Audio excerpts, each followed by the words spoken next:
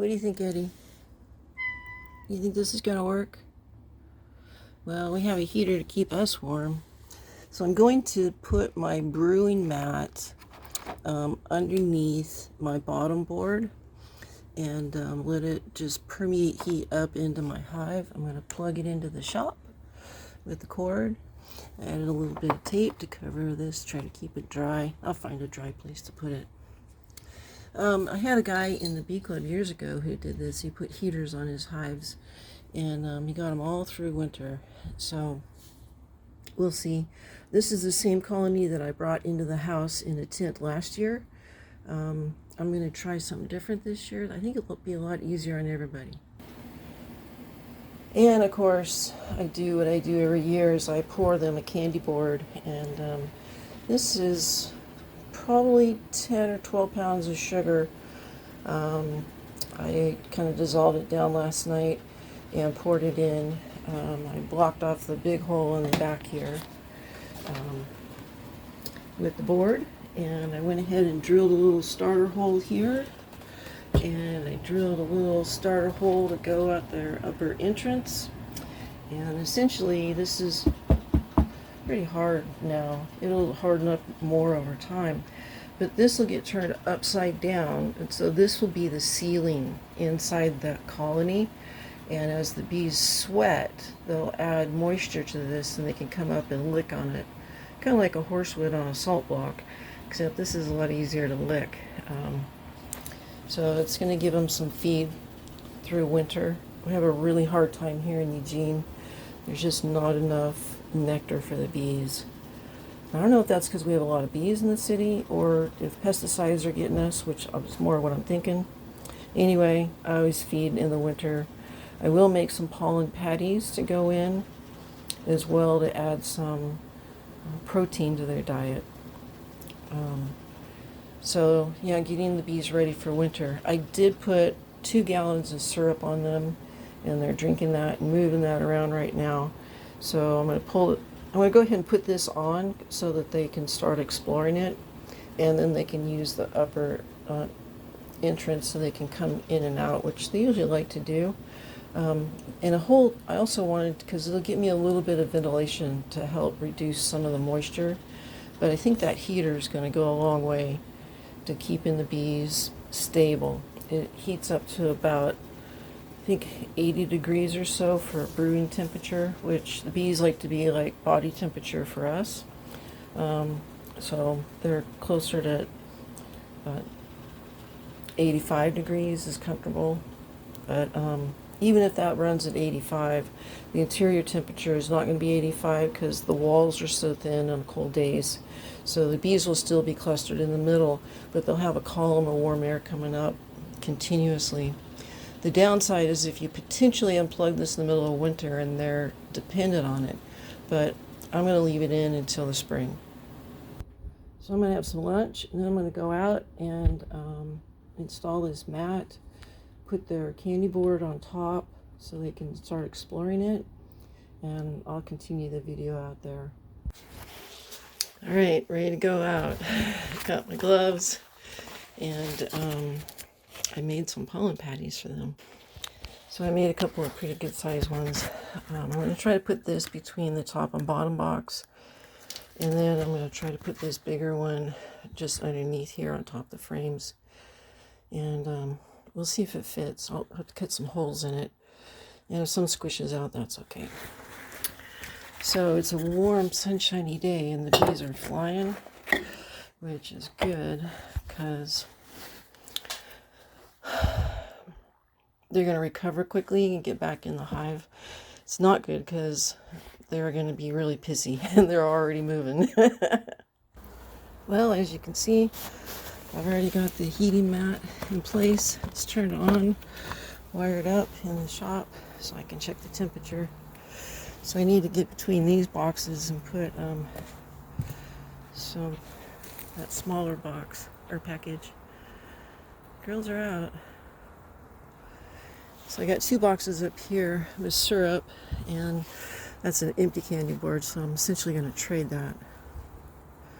But they're going to be angry, so I was just in them. I gotta get it over with. This will be the last time I get in here this year. Alright, here we go. Alright, here we go. Yeah, I think they're going to be mad, but, you know, I can't really blame them.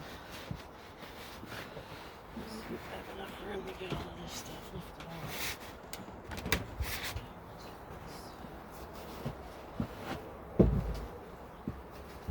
off. Interesting. Alright, so here's some of last year's fondant. And,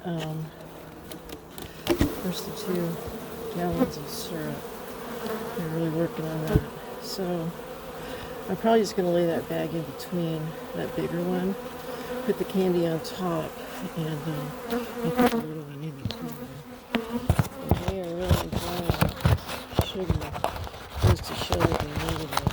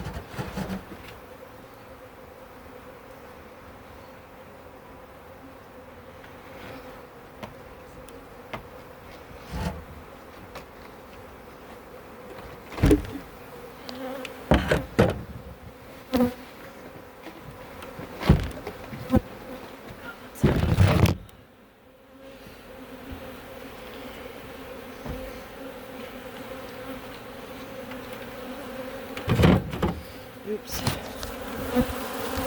So we'll put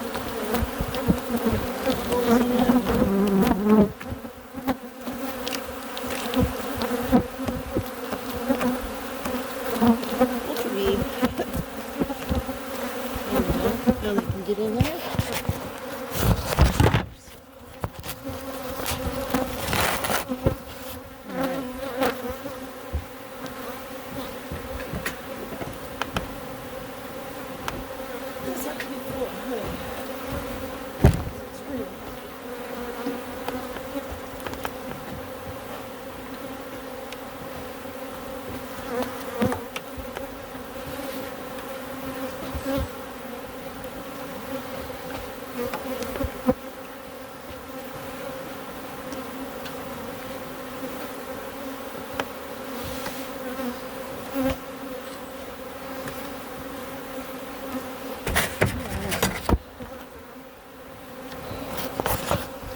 Trying to get that gap in between here just for smaller.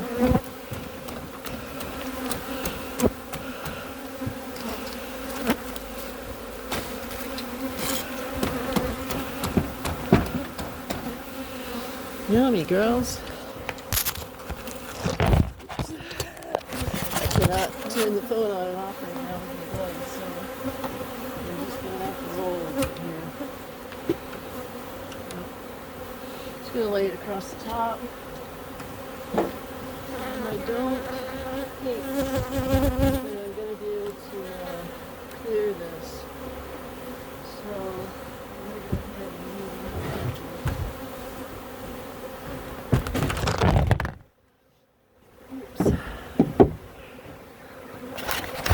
That'll give me a little more sealing here that I need for the, sorry, I don't have more track. Alright, so now we're going to flip this upside down. And the openings here for the front entrance out the front. There we go. All of you guys are going to be so happy. Lots of sugar now. This will supplement the heat. And I'm going to go ahead and cover a lot of that sugar right now. And then I have a reflective bit here. There's a vent in the front there so I can get a little air through that. And there we are.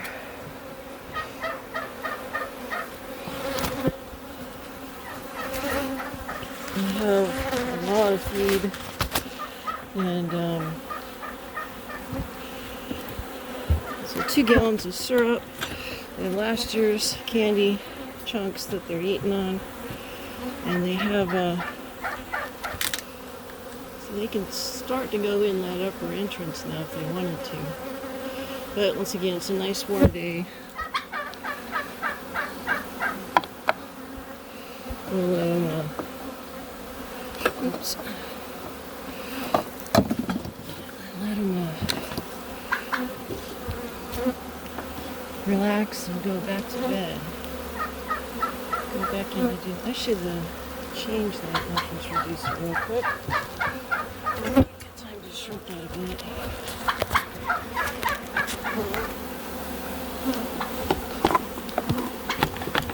Because I have a suit on right?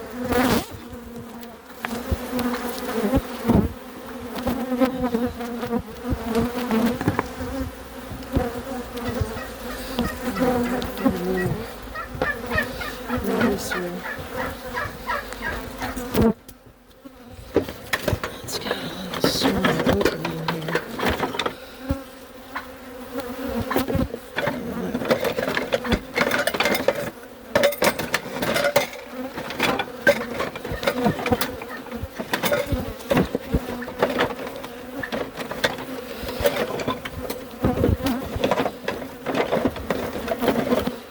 Nope, let's try this one. It's got a smaller slot in it here. Yep, that will fit.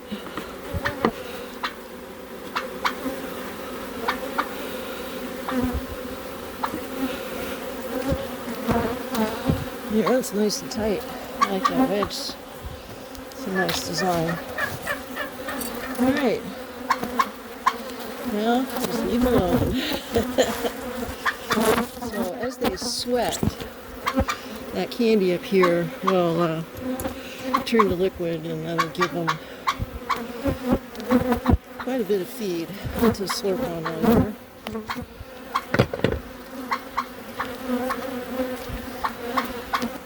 So I went ahead and put their top back on, and I've got my cord that comes up right under the top, and it runs in between my little rib here and then down, and of course into the shop window. So that should stay good and dry. Yeah. Excellent. Well, it's a lot of feed. Those big bags of feed in there will also, because they're warm, I just made them, so they're just going to sustain that heat in those. And that'll give them some more thermal mass, which actually helps them in the long run. So, yeah, I got these chasing me over here.